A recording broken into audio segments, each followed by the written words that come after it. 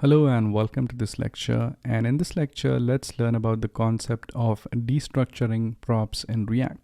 So destructuring is not a concept which is specific to React, but destructuring is actually a JavaScript concept.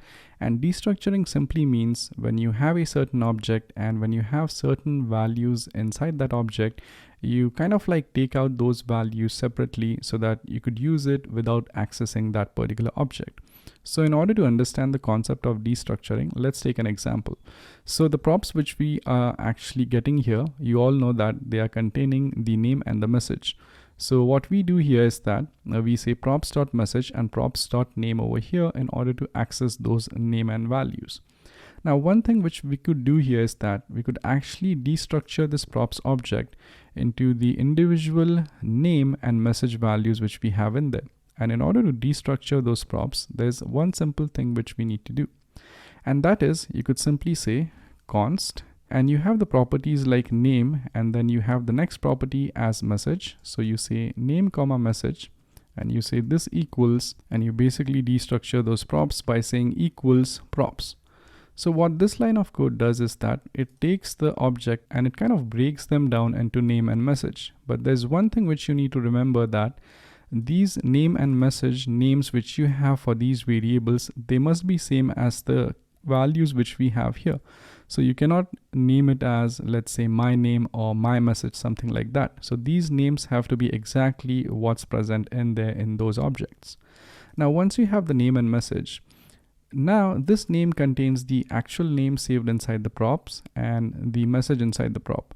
So now you could use those values here. So instead of saying props.message or props.name, now you could simply go ahead and simply say message, and over here you could simply say name. So if you go back right now, the code works still in the same fashion. Now there's one more thing which you could do here, and that is, instead of destructuring the props over here, you could destructure those props right away up over here as soon as you pass them to this hello component.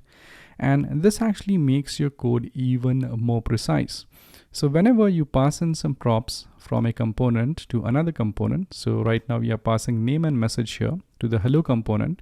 So as soon as you pass them, you could directly go ahead and instead of saying props here, you could use curly brackets like that and say name comma message. So that way you don't have to use the props word anymore, and you could just delete everything from here. You could even delete this because we have already destructured those props here. So you could even delete that. And now the name and the message directly get passed from here to here as the prop is already destructured here. So if I go back, the code still works absolutely fine. So this is how you could go ahead and destructure whatever props which you pass in. Now, if you want to pass any other prop over here to this component, so let's say I want to pass in another prop, like let's say emoji. And let's say if I want to pass in some emoji here, so I could say hi, use this emoji right there.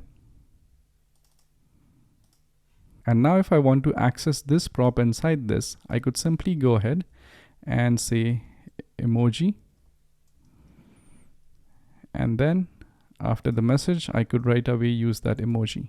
So emoji here, if I go back here, as you can see, now we have a component with the emoji over there as well.